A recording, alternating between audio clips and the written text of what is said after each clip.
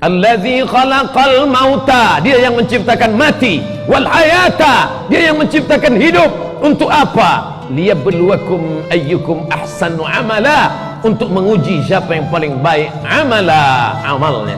Allah tidak pandang siapa yang paling banyak hafalan Qur'annya, Allah tidak lihat siapa yang paling banyak ilmunya, Allah tidak lihat siapa yang paling banyak hartanya, Allah tidak pandang siapa yang paling tinggi jabatan kuasanya, tapi yang dilihat Allah. Innallaha la yanzuru ila ajsamikum, Allah tak melihat badan tubuh kamu, wala ila suwarikum, tidak melihat rupa wajah kamu, walakin yanzuru ila qulub, yang dipandang Allah qulubikum, hati kamu, wa a'malikum, dan amal kamu. Illal ladzina amanu, kecuali orang-orang yang beriman.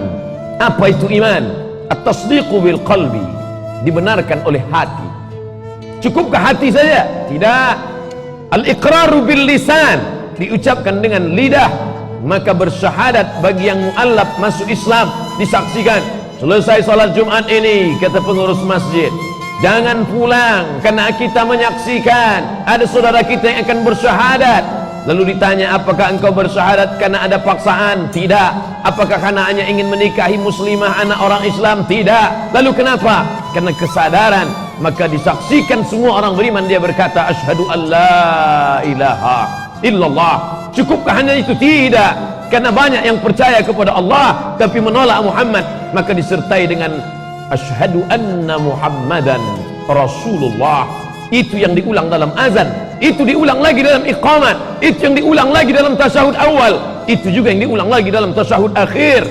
Bahkan dalam ucapan zahir dan batin kita tetap menyertakan dia. Tak nampak di pelupuk mata, tapi kita ucapkan salam kepadanya, assalamu alayka ya Rasulullah.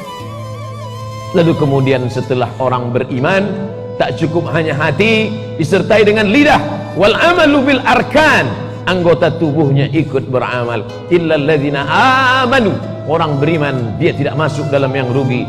Lalu setelah itu barulah Allah berkata, wa amilus salihat, orang-orang yang beramal saleh. Orang selalu menyangka amal saleh itu puasa, maka banyak puasa Senin Kamis. Orang menyangka amal saleh itu zakat, maka dia banyak bayar zakat fitrah, zakat mal.